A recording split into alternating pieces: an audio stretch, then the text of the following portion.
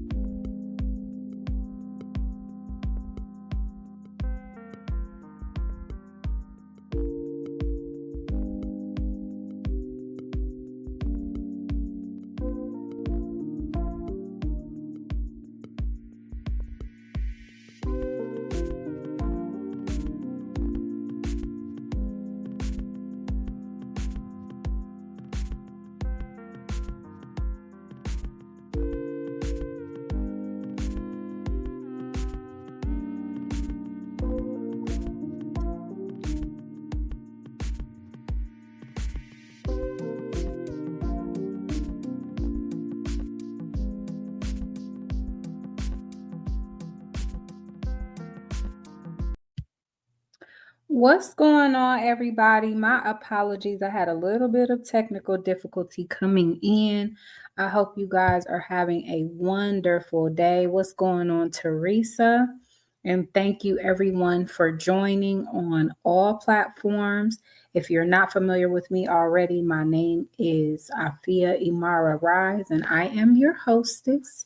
And today we're going to be having a conversation or a teaching about when the past teaches the future.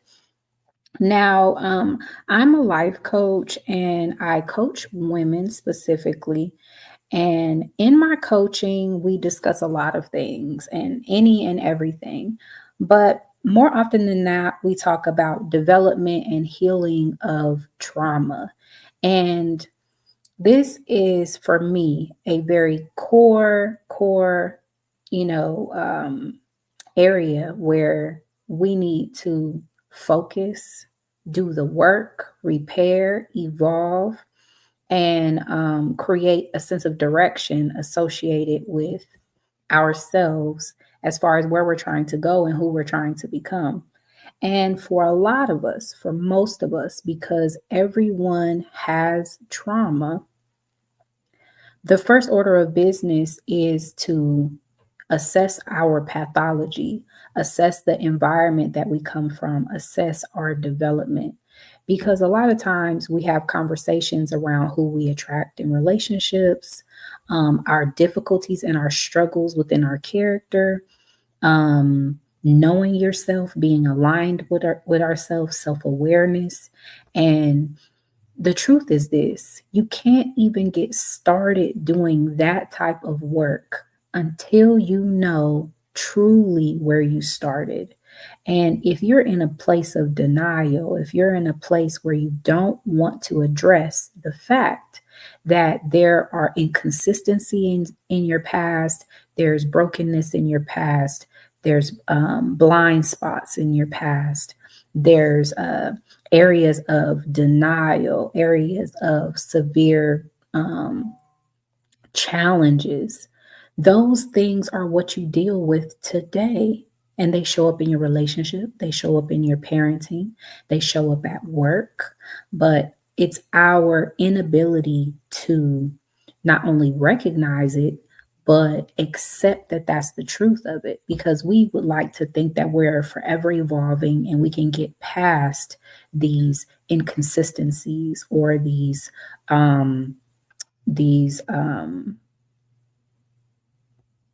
I don't know, I can't think of the word off the top of my head for these road bumps for whatever reason. But the truth is, you can't get to where you're going if you don't know where you've been, and not just know where you've been as in the story, that you keep repeating to yourself. We all tend to tell ourselves a storyline, and most of that storyline tends to be one of victimhood.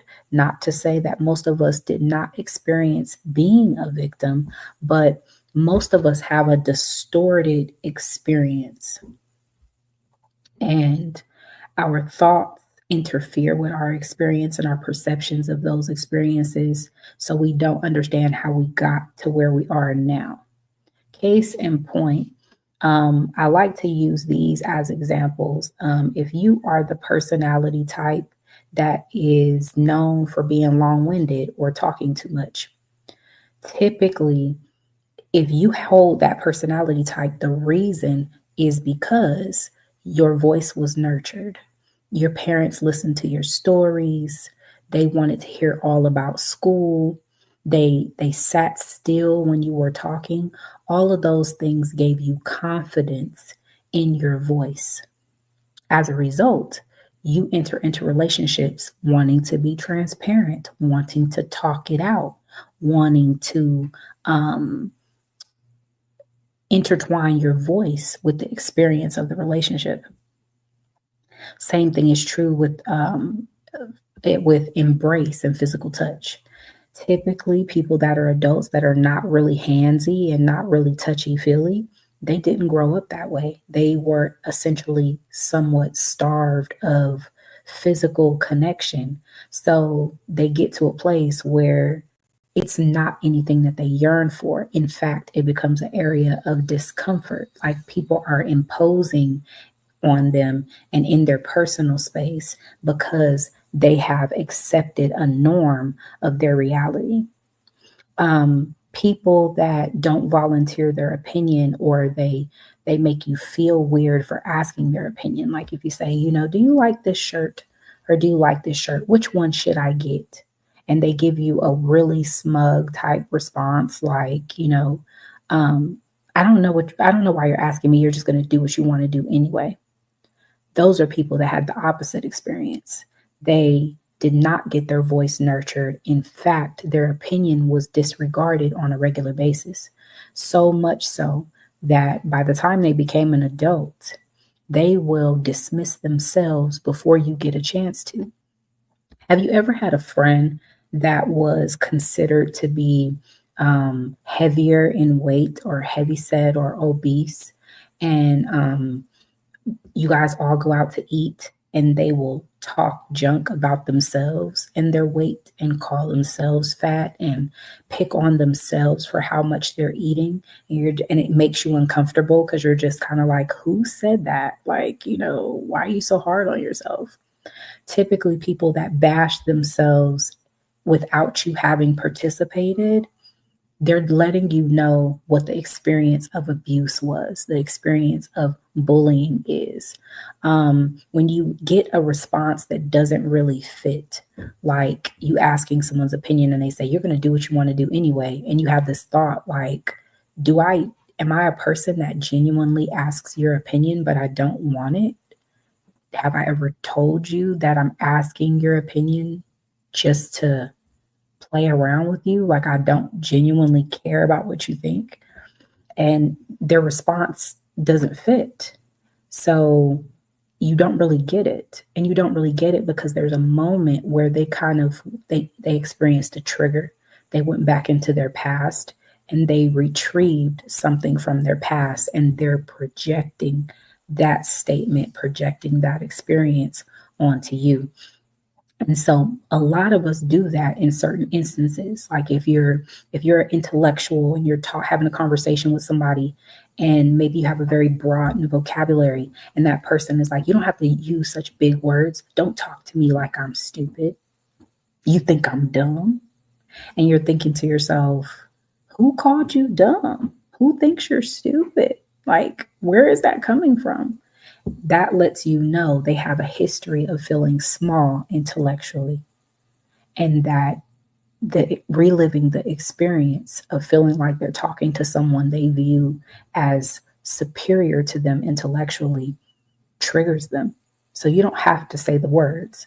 All you have to do is demonstrate that you may have more experience or more knowledge in a particular area, and they will create the experience for themselves because they've had the experience so much that now they're trying to get ahead of it. So they're going to project. You're trying to make them feel small. You think you know everything. Why are you using such big words? So that's the rationalization. I don't want to deal with the fact that I feel insecure in this moment. So I'm going to project onto you that you think you know everything. You think you're so smart. You think you know such big words, or you're trying to make other people feel dumb, you know? And so these little instances are opportunities to peek into the past of the person talking to you. And this is how you also can determine the health mentally and emotionally of another person. When they do this to you in multiple areas, they have multiple traumas.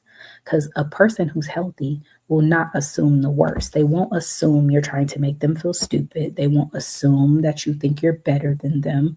They won't project those things onto you. So a person that makes those assumptions, a person who projects countless things onto you, they're dealing with something internally. So that's a good way to vet someone for healing as well. You know, can this person handle being around someone intellectual? Does this person talk down on themselves without initiation from anything coming, anything external? What's going on? Brittany Trejo, what's going on? Terry Doe, how you doing? So this is how you become more self-aware as well, is by dissecting your behaviors, by dissecting your responses, learning your triggers. All of those areas give you an opportunity to understand yourself a little bit better and work on healing. Now, soon, hopefully, really soon, we'll be doing a segment on shadow work. And one of my ladies will be up to do the breakdown with you guys, and she is phenomenal. So we're going to go into depth on shadow work. But this will end up being a part of that because it contributes to the healing. And so knowledge of yourself, how you process your triggers, all of those things are keys to being proficient in the art of self-awareness. And self-awareness is a very key character trait or characteristic or skill, should I say, of emotional intelligence as well. So this is something that you should definitely make sure that you are proficient at. Also, knowing your pathology and the things that affect you and how you respond and your triggers, this will help you better discern an applicable partner. If you're a person that has a high sensitivity around feeling like someone treats you like you're dumb,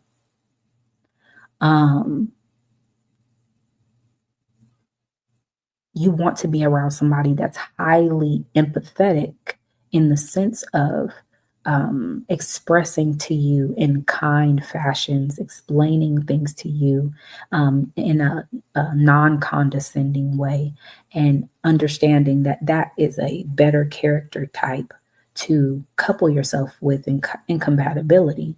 That way, it's a lot more difficult to assume that they're trying to condescend to you or that they think that they're better than you. See, chasing after someone who's very arrogant and cocky and talks down to people and crushes people's spirits with their words is not the best partner to go after when you already have that trigger to begin with. So Brittany Trejo says, so in relationship, when a person is dismissive, when you're trying to speak about certain issues, can it contribute to them finding someone else to talk to? So in relationship, when a person is dismissive, when you're trying to speak about certain issues, can it contribute to them finding someone to talk to? Brittany, are you saying, when you say finding someone to talk to, are you talking about them cheating? Because when I think of um, dismissive behavior is probably less likely to be linked to cheating than it is avoidance. Dis- People are more likely to be dismissive around things that they're either don't like or they're uncomfortable with. Those are more likely to be the case than just talking to someone else. Like if you're dealing with somebody that does not like you, or you're dealing with somebody that feels uncomfortable by what you're doing. Um, and same thing with deflecting insecurity, those type of things. Unfortunately, social media has taught us to react to those phenomena with finger pointing and blaming, to say, oh my God, you're insecure. Oh my God, you're so defensive. Oh my God, you're so dismissive.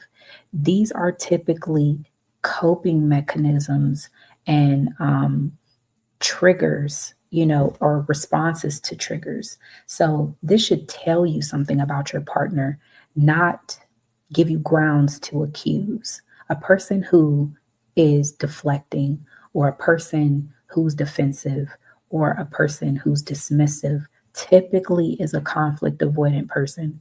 They're a person that is very uncomfortable with chaos.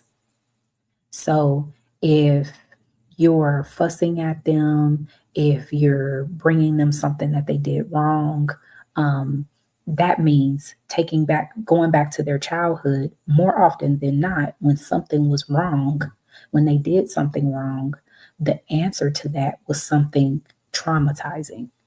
So the child develops a coping mechanism of running away from it, lying to get out of it, acting like it doesn't exist, ignoring it completely. You see what I'm saying? When you observe something that is not typically a natural response to a situation, it's typically because it's a coping mechanism that's been set in place since childhood. So when you see a dismissive person, a defensive person, a deflecting person, typically they are that way because their experience is being attacked. And this is how they react when they're being attacked or they're severely uncomfortable. Now, don't get me wrong, a person can also dismiss you when they don't care. A person can get to that point in a relationship, or they can start from that point in the beginning, period. Like, you can be dismissive to a person that you don't have feelings for. You can be dismissive of a person that has broken you down so much you don't care anymore. You can also be dismissive in a situation where um, you're running from the issue because it makes you uncomfortable. So that's why I like to teach on these topics so much, because when you listen to like the TikTok reels and they have to give you all this information in less than a minute, they leave so much out.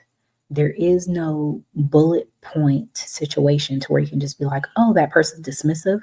Oh, they're avoiding accountability. Not necessarily. You know what I mean? The outcome may be avoiding accountability, but people don't know they're avoiding accountability.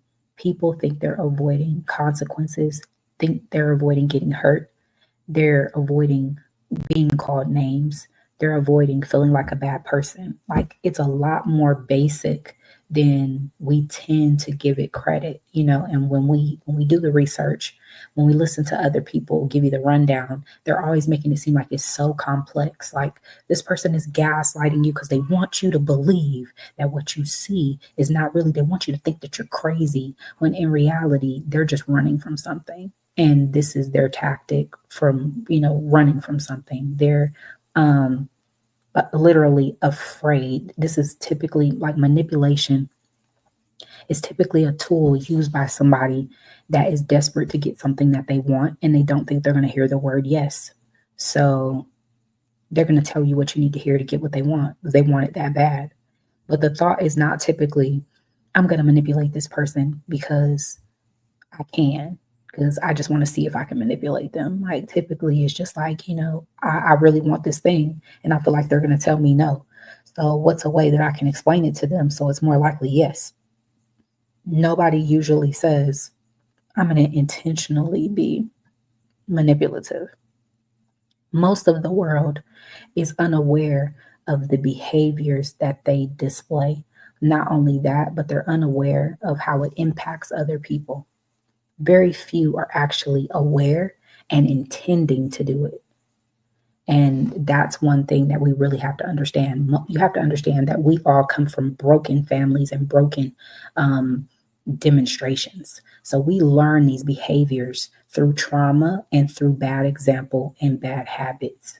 So if these habits are still present as an adult, it's typically because you haven't come across somebody who has demonstrated the healthy way to do things, and you've been a part of an environment that does it unhealthily. You know what I mean? As long as you can remember. So it's become your norm.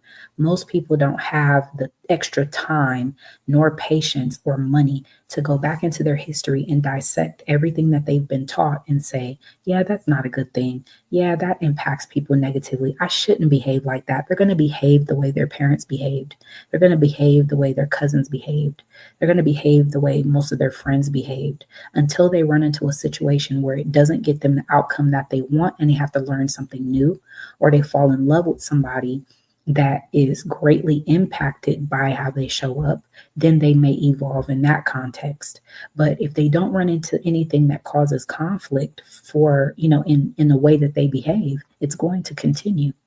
That doesn't make them a bad person. It just means that they haven't run into a situation to call them to question it, to even want to make a change. Because at this point, in this moment in their life, more often than not, it's been working. Brittany Trio says, like, I had a situation where I wasn't liking some things in the relationship, and I let this be known on multiple accounts. Every time I said, let's go to counseling or let's talk, the answer was always, nothing is wrong with you. You'll be okay. And that's it. I left because I felt unheard, unwanted, and not valued. The answer was always, nothing is wrong with you. You'll be okay. And that's it. It sounds like you were dealing with a person who didn't necessarily take your feelings seriously. Now, I can understand not feeling heard and feeling dismissed. But here's the thing. We always have to look at it from both sides. When a person says, I'm being treated in a way that I don't want to be treated, and you want to stand for that, right? Completely understandable. We typically don't look at ourselves and say, do I display what they're thinking? You see what I'm saying? So if he's dismissive, let's say, and the phrases that you said to me were, nothing is wrong with you, you'll be okay, and that's it. The phrases that you gave me sound like a person who thinks that you're blowing things out of proportion, that your response is bigger than the issue at hand. Now, if you can look in the mirror and say, I'm a person who has been classified most of my life as overdramatic, then is it possible that you were being dismissed because that person acknowledged that you can be overdramatic? While that is not the correct way for him to handle you, that might have been the only way he knew how to handle you. You see what I'm saying? So we tend to find things disrespectful, like being dismissed, but we don't call into question reason for dismissal. Sometimes you have personality types that are over and beyond about every little thing. The world is about to fall apart every time, especially when it comes to women. There are a lot of women that the slightest inconsistency, and we need to talk about, do you even love me? Is the relationship over? Are we coming to an end? That tends to be over dramatic. If the slightest problem comes into play and you're like, well, it's calling the relationship into question every 2 seconds. Most people will characterize that person as being over dramatic. Now, again, it is not healthy to just dismiss the person because you think they're over dramatic, but it is common for a person to handle someone and say to themselves, I'm going to just let them get through it because this person's always like this. They tend to be a little over dramatic. Most people will talk themselves down like that and say, there's no reason to make a big fuss of this because this is just how they are. This is just who they are. So, a lot of times when we're drawing attention to something that we don't like, we don't ask ourselves, are we actually showing up to be received and have the experience that we're having? So a person may feel, I think this is disrespectful. They may not be willing to hear that they're actually disrespectful as well. You see what I'm saying? So I'm like, it's a give and take situation. And all of this information is data that you can retain mentally and ask yourself, is this true to me? Is this not true to me? Is this a real reflection? Is this a projection? Is this an opinion? Because it could be any of those things. And you have to, that's where being self-aware comes into play, because it's really hard to know. They all look identical, really, when you line them up against each other. All of these things are possible. Just like asking about the reason for a person being dismissive. A person can be dismissive because they don't have the feelings for you that they should.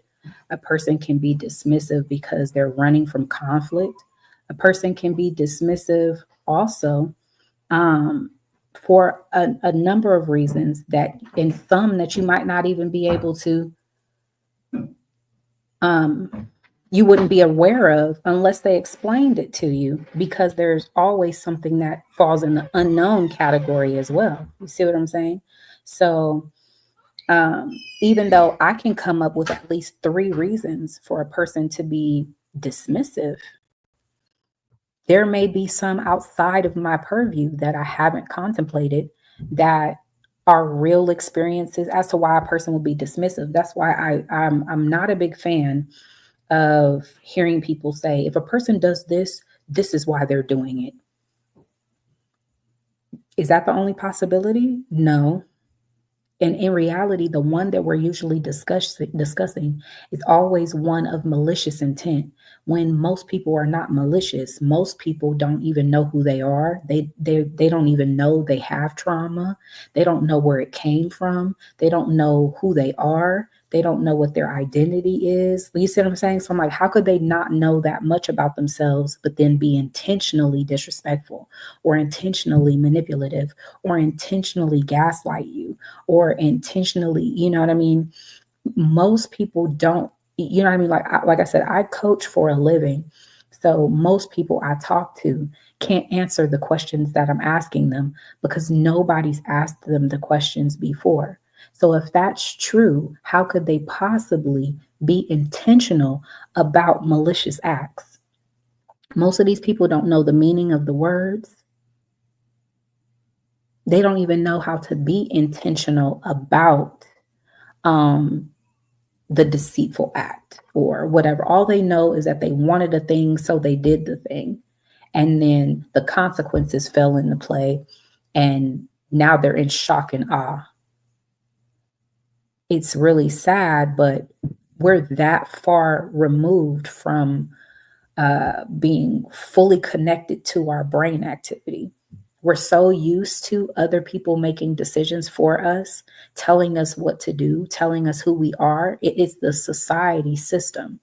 We put you in school. We teach you everything we want you to know. We tell you who you're supposed to be. We tell you what gives you value, what takes away your value. That's why anybody can repeat off the top of their heads.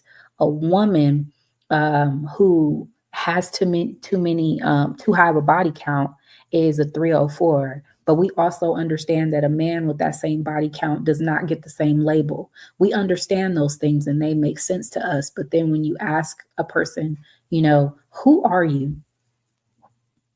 A person will sit there and freeze.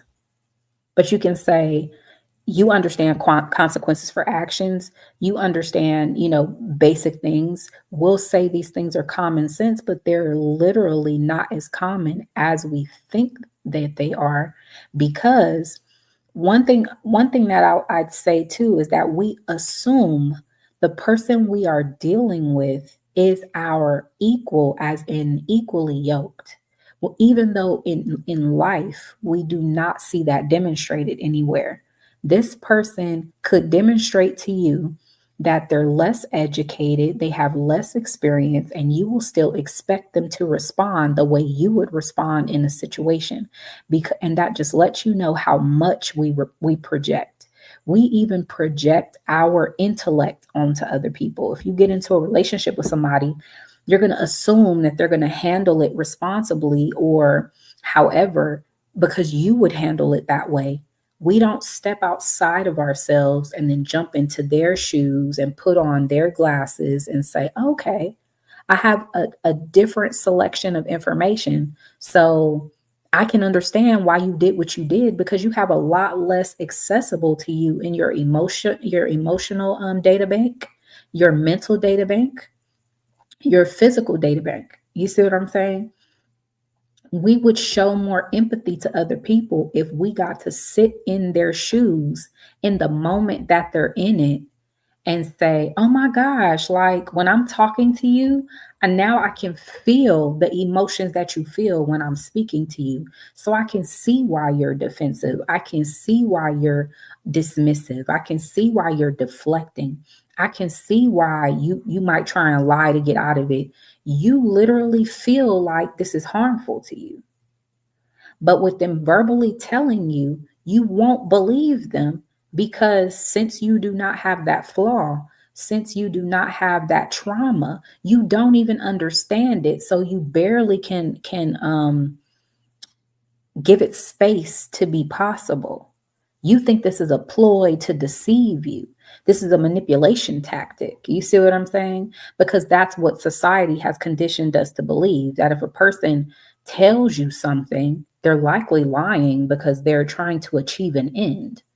So when a person's telling you, this makes me uncomfortable. I don't know how to do that. This makes me frustrated. This makes me angry. We tend to take those pieces of information with a grain of salt, because society teaches us that they're just giving us an excuse to achieve some specific end, when in reality, they're giving you information to understand them better and you're rejecting it. So we play the dismissive card on a regular basis. And then when the relationship breaks down, we say, well, I gave them everything. I was the best person for them. I gave them everything. And then the truth is, you didn't give them the things that they asked for. You didn't support them in the areas they told you that they needed support. You didn't hear the things that they wanted you to hear, because we get into relationships and we act out ourself and our partner for them, and just use them as a catalyst, almost like we let their vessel sit there, but we act out the relationship for them. This is what I want you to do. This is what I want you to say. This is how I want you to feel. This is where I want you to take me. You're not seeing them authentically. You're not experiencing them authentically, because them authentically, they're broken. Them authentically, they mess up, they make mistakes. And that's not the person we want to know, because knowing somebody that's flawed gets you hurt. And we fear getting hurt. You see what I'm saying? So when we're pinpointing stuff like that and saying, this person is dismissive, this person is defensive, this person is avoiding accountability, it's extremely easy to point out those facts when you're not looking at the world you're creating to make them feel the need to do that. Because when you see insecurity, when you see defensiveness, when you see defensiveness and dismissiveness, you don't look at those things as an indicator of discomfort and say, oh my gosh, if you're defensive, that means I might be creating some type of discomfort for me, for you. Tell me right now what you're feeling. A person that actually wants to get to know you is going to say, in this moment, tell me what's going on. You're going to stop and acknowledge the body language, the emotion, and say, tell me what's going on right now. But if you're still going and you're just defensive and you're just insecure and you're just you're not really taking in the data. So you're essentially being dismissive as well. You're just doing it in the context of trying to say what you have to say and not noticing. And then they're just blatantly dismissing you because they feel the dismissiveness on their end and they're returning the favor. We don't like the idea that our person is typically our mirror, but that's the truth. If you're in a relationship, you're typically experiencing the energy you're putting out. And then when you receive it back, you complain about it.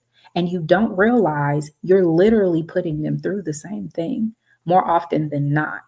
You see what I'm saying? Because, and the reason for that is it's a lot easier to see the problem when you're looking at it from the outside looking in. You will never see defensiveness, dismissiveness, disrespect, and all those kind of things when you're looking in the mirror at yourself.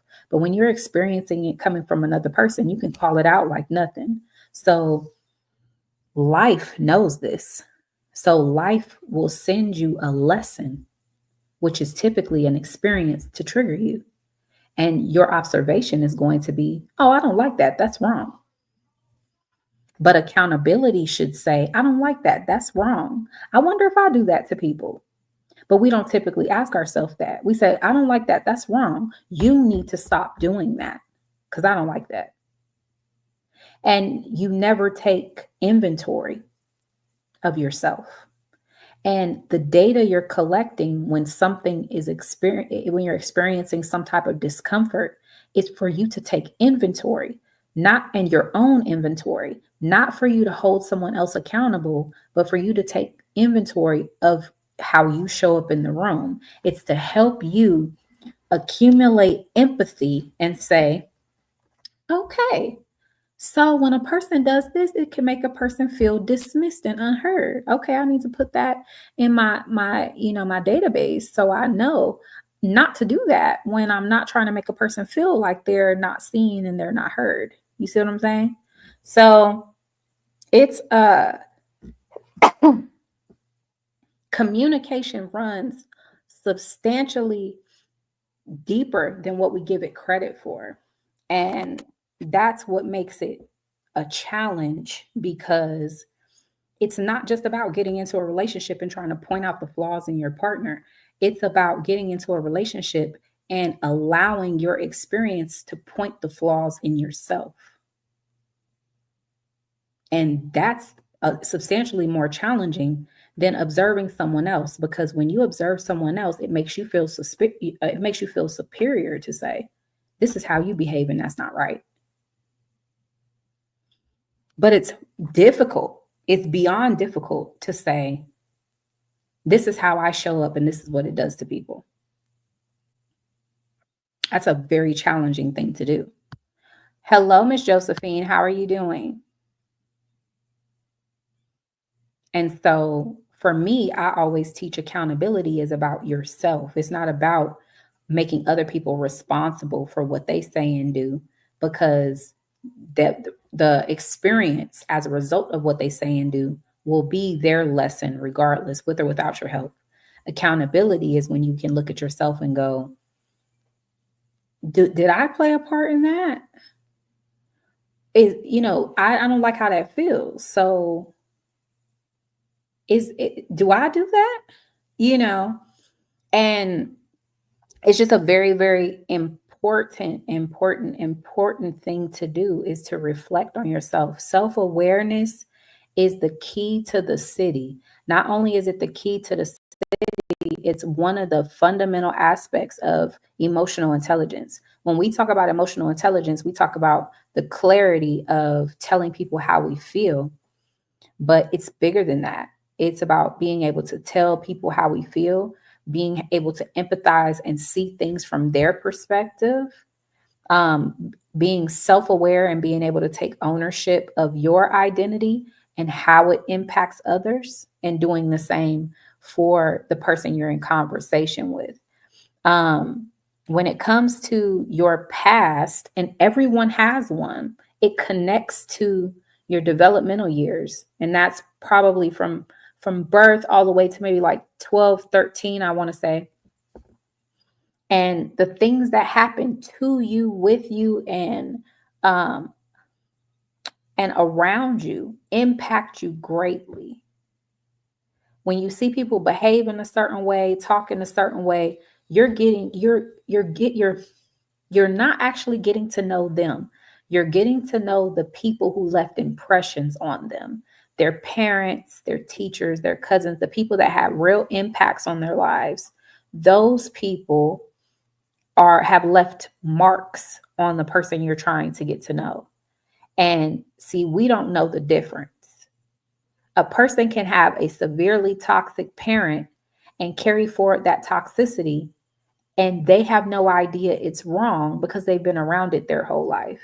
And see, they'll never learn because as we get to know these people, we're just like, oh, well, they're toxic. I don't want to be around nobody toxic. And you cast them aside instead of befriending them, instead of loving them and saying, that stuff like that hurts people.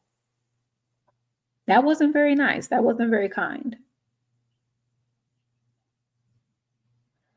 And allowing them to at least absorb the information. You don't have to stay there and be a parent or be a teacher to them for the rest of their life, but it is good to plant the seed. Being an enabler, all it does is take them further in their life before they get another opportunity to realize that it causes difficulty for other people. It causes hurt and pain for other people.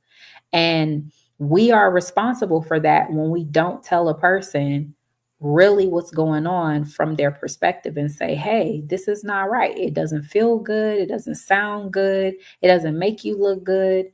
When we are complicit in how we feel, when we enable people to continue behaviors that are unproductive, when we aren't honest about the impact of experiences onto us, we're basically saying, go ahead and, you might have hurt me, but go ahead and move forward, move past me, and continue to hurt people along the way.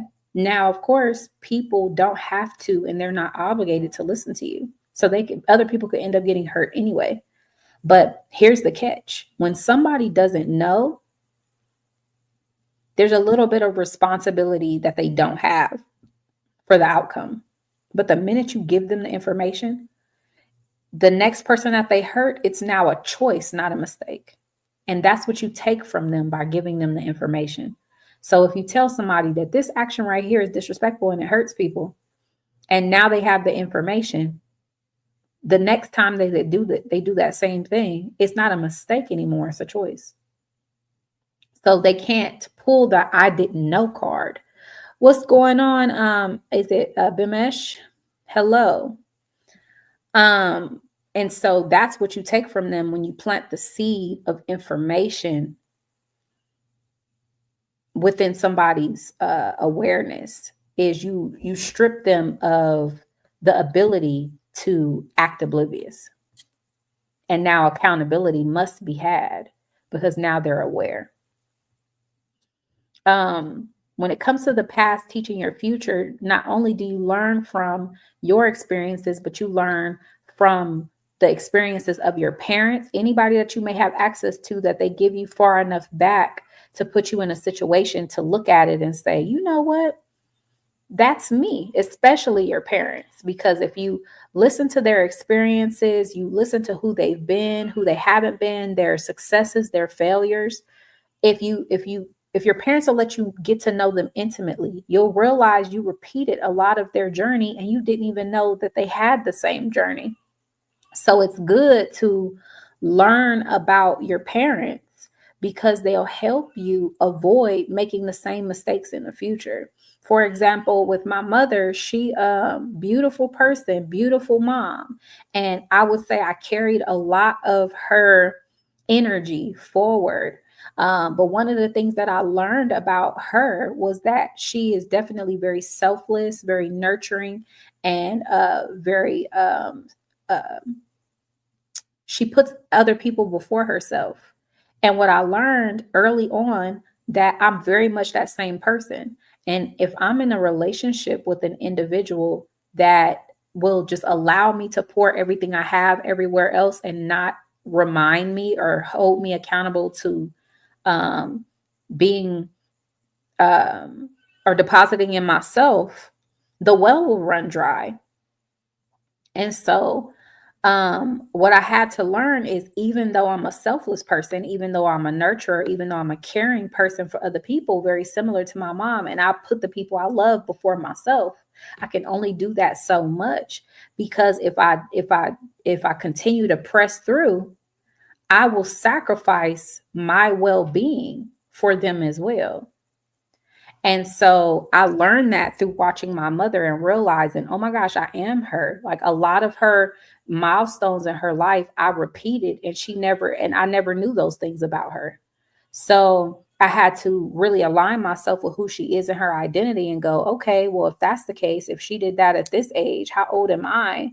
And, it allowed me to really reflect on myself. And when I was clear on that, I started changing my priorities around and putting my health and my well-being first, as opposed to exhausting all my energy for the people around me and going, okay, what's left? Can I take care of myself with this?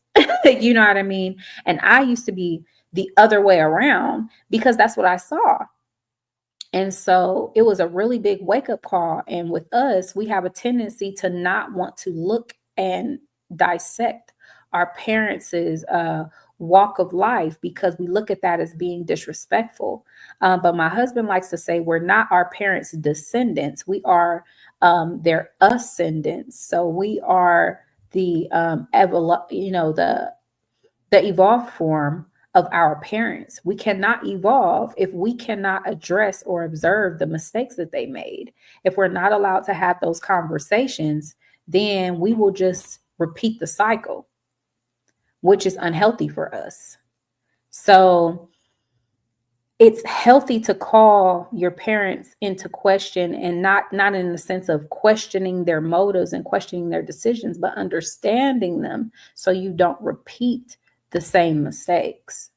And that's how you grow, that's how you evolve, and that's how you break generational curses, is to have a certain experience or observe a certain experience, learn from it, and let that change the way you navigate life going forward.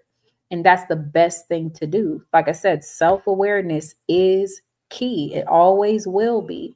The better and more intimately you know yourself, the more proficient you will be at getting to know the people around you, understanding their emotions, understanding their hangups, their flaws, what they need and want from the world. That will always be a positive thing for you to use in your arsenal, is self-awareness, because it's the key to understanding everyone. If you can dissect yourself and be truthful about who you are and why you do the things that you do, and the history behind how you got to where you are, everything that you see within the people around you from that point forward, you will connect to a history, and you won't be so offended by everything that everyone does. You will understand that you're merely observing the demonstrations that they were exposed to, the treatments that they were exposed to, the traumas that they were exposed to. And after you bear witness to these things, then you can ask yourself, are there too many traumas here to where I can't turn this into a good situation? Or is this somebody that I just want to support in friendship? Or is this a somewhat of a healthy situation where we can lean on each other and evolve together? Being self-aware helps you be more or have more clarity when it comes to other people's process. And like I said, when it comes to TikTok and listening to social media and psychology advice and that kind of stuff, right now we're in the times of repeating the same narratives everywhere. So the more you see it, the more you think it's true. Like, if a person's doing this, they're trying to avoid accountability. If a person's doing this, they're intending to, deceive you. They're intending to. The term intention means they're trying to do that on purpose. Most people are not trying to do that on purpose. They're scared of something, or they're most of the time they're just afraid of something. Consequences, looking bad, not being a good person, losing the person that they love. They're afraid of pain. While don't get me wrong, the outcome still ends up being the same, that they may not be accountable in that instance. But if you understand that they're running from pain, they're not intentionally trying to deceive you to create a negative experience for you. They're literally in a place where they're running from an experience that makes them uncomfortable. And then we talk about the term narcissism, which we typically use to say a person's only thinking about themselves, a person's only factoring in themselves. Within an appropriate amount of context, that is true, because we are only available to our own information. You see what I'm saying? Yes, we can receive data from other people, how I feel and what I think, but you don't know it to be true or false, because the emotions and the thoughts are removed from you. So it's kind of hard for a person to not only think about themselves when they only have access to their own thoughts and their own feelings. A person can tell you how they feel and what they think. That doesn't make it true. A person can tell you something and think something completely different, and they could be being deceitful. So we have to some extent, prioritize ourselves, because that's the only real information you have to work with, as opposed to someone giving you information. You have to be proficient in context clues, honesty, transparency, body language. You have to be able to corroborate what you're seeing and trust your judgment and trust them well enough to receive this information as true. And some people, a lot of people, have trust issues. Not only that, but they don't know what genuine emotion looks like. All they know is the distorted version that they've been taught, because most of us come from trauma in the first place. So their idea of anger doesn't just look like a person being upset and turning red in the face. Some of these people, anger looks like breaking things and hurting people physically. So that's how they learn to express anger. And just as simple as them being taught something different, they will be a person that doesn't do that. You see what I'm saying? A lot of us are, most of us are products of our environment. We inherited verbiage and perspectives, even when it comes to looking at someone's facial expression. Some of us may say this person looks sad. Another person may say that person looks conniving. A person looks angry and to one person, but that same person looks sad to the next. We don't all see the same things. We don't feel the same things. We don't process the same things. We don't get offended by the same things. It's kind of ironic because we don't assume that there will be any type of issue. We think that when we fall in love, when we make friends and family, everything should be fluid and seamless, when in reality we all come from different places, prioritizing different things with different morals and different standards, and we literally care about different things, and we still expect there to be no waves. If anything, you should know there are going to be waves for that reason. You should know that there are going to be differences for that very reason, because we are different. We have different goals. We have different feelings towards this and this. That should be an expectation. We're going to bump heads eventually, because I know we don't come from the same place. We don't want the same things. We don't prioritize the same things. We don't have the same standards. We don't feel the same way about the world. We don't have the same perceptions. But instead, even though we can consistently see out in the world differences being displayed, we get into relationships and friendships and expect us to reflect each other in a way that is identical most of the time. You should understand me. You should do this because I wouldn't do this, because I would do this. You're not dealing with yourself, though. You're not in a relationship with yourself. You're not in a friendship with yourself. This is not about what you would do. This is about understanding them as an individual, not trying to paint them with your own identity. And all of these things are bad habits that we create that create negative experiences, not just for ourselves, but for the people we're trying to share experiences with. And only dissecting ourselves and understanding how we developed into this will affect or change what we have going on going forward. There's no other way to break it down. In order to rebuild the mind, you must first break it down, all the way down.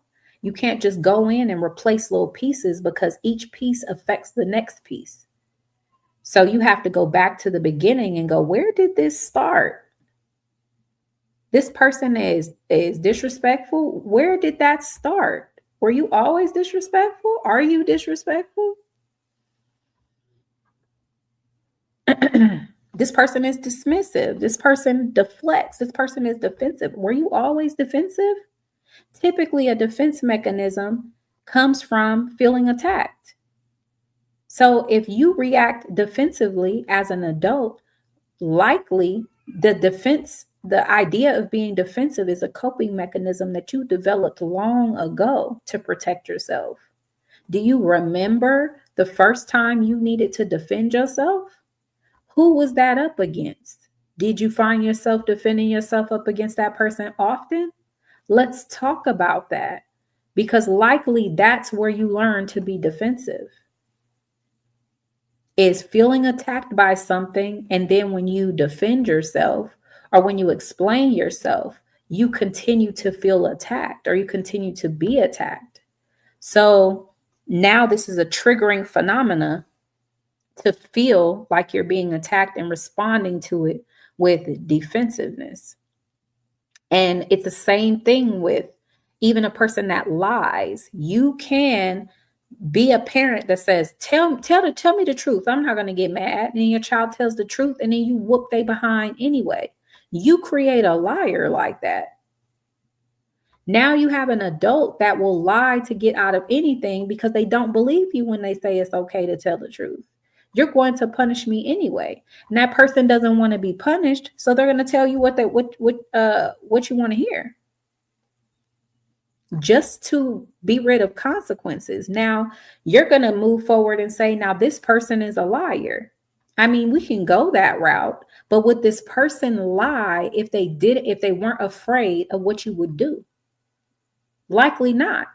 They lie because they're afraid, not because they're a liar. So when we call somebody a liar, we're completely putting a Band-Aid and putting a mask over the real issue. The issue is that they're afraid of what you will do, which means you have a tendency to react in an explosive manner in a way that makes them afraid of being honest with you. But we don't like accountability. So we're going to say that's your own problem and your own baggage. When in reality, you have a lesson to learn here. If you're reactive to people when they're honest with you, they likely will stop being honest with you if they can't overcome the confrontation. You're going to create an environment of people who are enabling you, because all of these people want to stay attached to you. They want to stay a part of your life. They want to share the benefits that you offer. And the only way to do that is to give you what you want, because when you don't get your way, you're explosive. And then you would call someone else manipulative for telling you what you want to hear, not realizing you didn't give them a choice. That's the only way to stay in your life. That's the only way to maintain your friendship. That's the only way to be around you and keep you happy, is to be dishonest.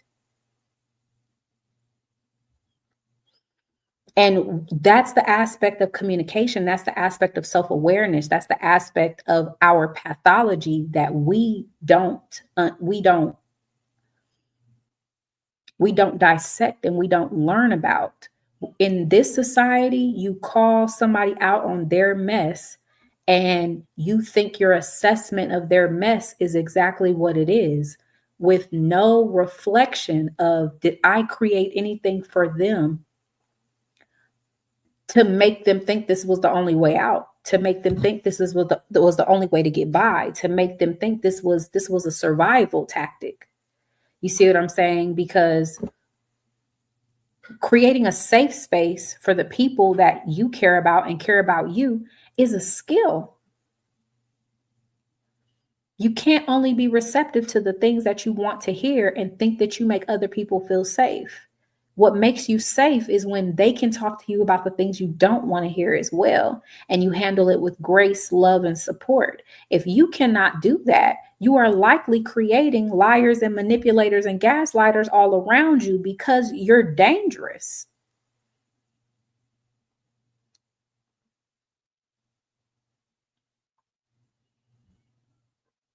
I think people would be honest if they didn't have to worry about the fallout and a person could just go, "Oh my gosh, like I'm really disappointed," and just say, "You know what? I don't want to be together anymore." But if they got to worry about you showing up at their job, tearing up their property, getting them arrested, putting your hands on them, they're likely to come up with another thing. You know what I mean? They're likely to come up with some way, some other way to navigate this.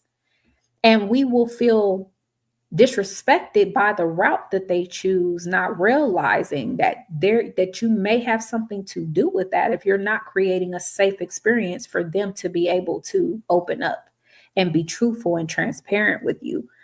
Being being a safe space for the people around you is an important skill set as well. That's too much for some people, taking accountability. That's correct. It is. But in order for a person to take accountability, it typically looks like feeling safe as well.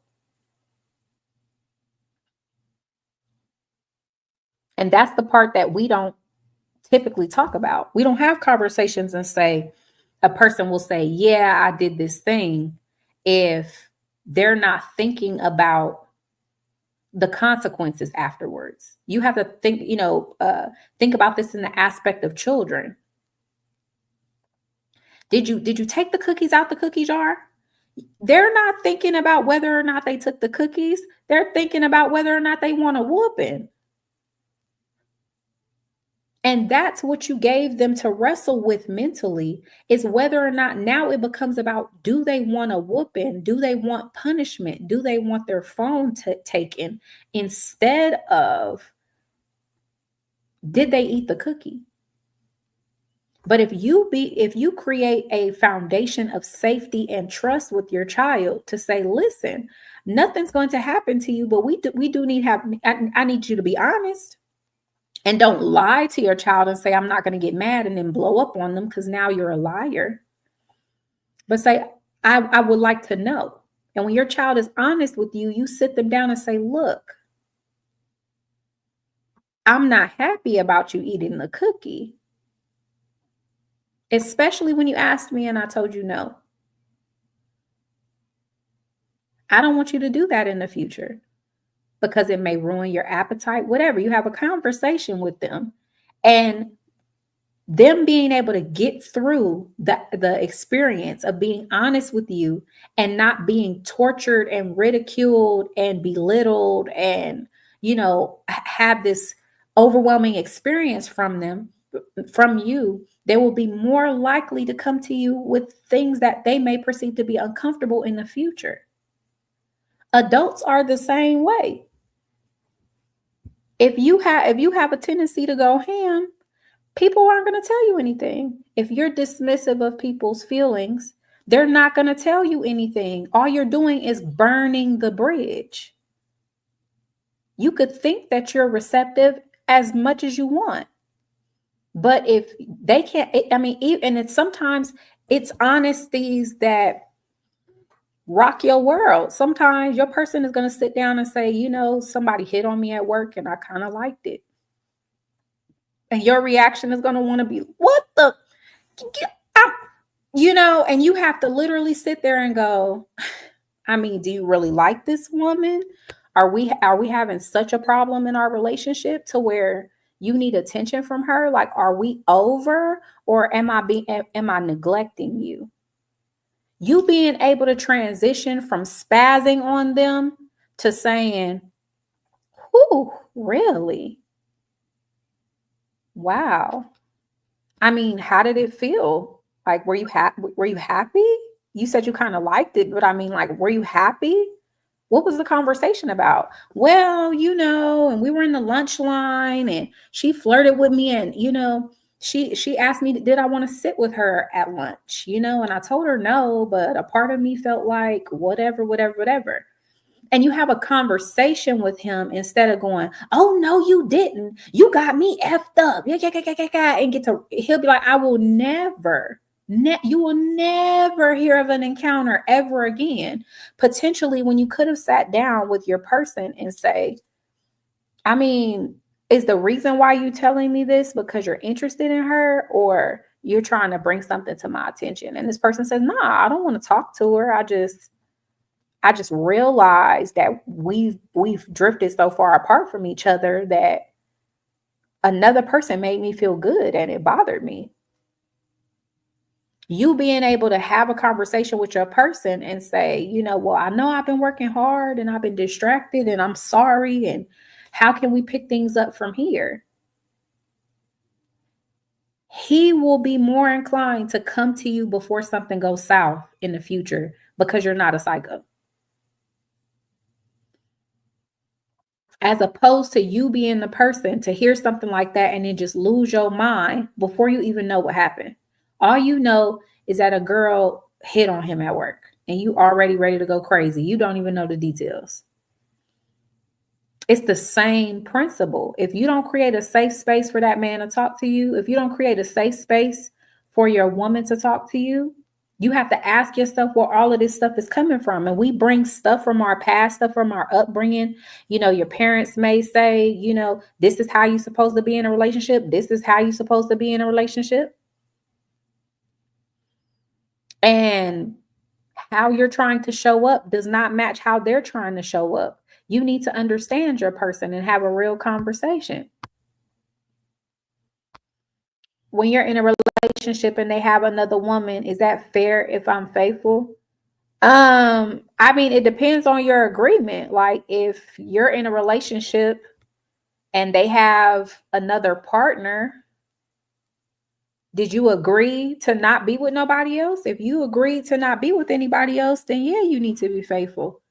But if you guys are not in an exclusive relationships, then I don't see why you would need to hold an agreement that you didn't make. But if you made the agreement, yeah, it doesn't matter who they have.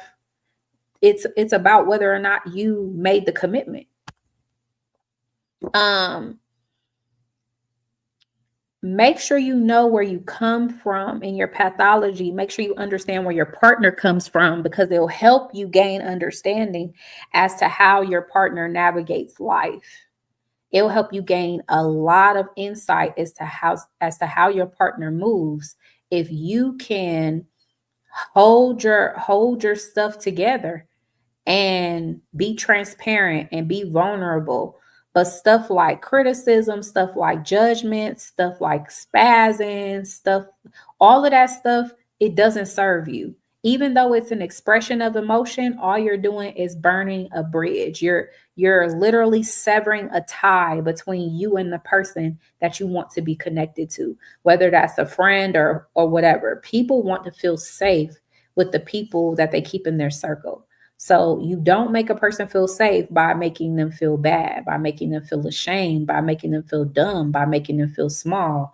If you're creating these experiences for other people, don't expect for them to tell you anything. That's all the way down to your children. You can't ask your children, "What's wrong?" And their experience is that you're a jerk. They're going to say, "Nothing, I'm fine." You the last person I would tell. I'm gonna find somebody who I feel like care about me. I'm gonna find somebody who I feel like love me. I'm gonna find somebody who actually behaves like they're interested in me. So we have to really dissect ourselves, get real clear, get real self-aware, get our clarity, get our understanding fall into alignment and then proceed past that, trying to establish empathy and emotional intelligence and, self-awareness with ourselves and with other people. That's the key to it all. There's no way around it. There's no amount of excuses, no amount of upset, no amount of arguments that's going to change the work that each of us have to do as an individual. In order to make life happen and make that life peaceful, you have to be vulnerable and transparent with yourself. Allow other people to be that with you and be willing to be that with others. There's no way around it. If you try and take the shortcut, you'll just find out the hard way, because you're not growing at the capacity that you should, which means you're not learning lessons that you should, which means when it's time to apply the lessons you would have normally learned, you're not equipped with the tools that you need to get through the journey that you're meant to get through, which means that you're stunted in some way. You're literally stunting your own growth, and that literally serves nobody. It doesn't even serve your children. You're supposed to be accumulating all the knowledge that you possibly can, because when it's time to create an output for the people around you, you have knowledge to give, but you can't have knowledge to give other people if you don't obtain it for yourself, process it, make it consistent, and apply it. At the end of the day, that's your work.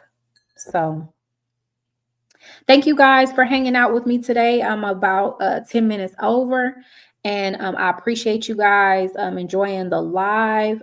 We will be back again as early as maybe tomorrow. We'll see. Keep an eye out for the announcement on the comics, the comment section, if I could get my words out. I appreciate you guys being present for the live and helping us build. Thank you to all of you guys that left comments to participate and engage with tonight's conversation. I encourage you all to acknowledge, rebuild, and evolve for the manifestation of the best version of you. You guys enjoy your evening, and I'll see you next time. Peace.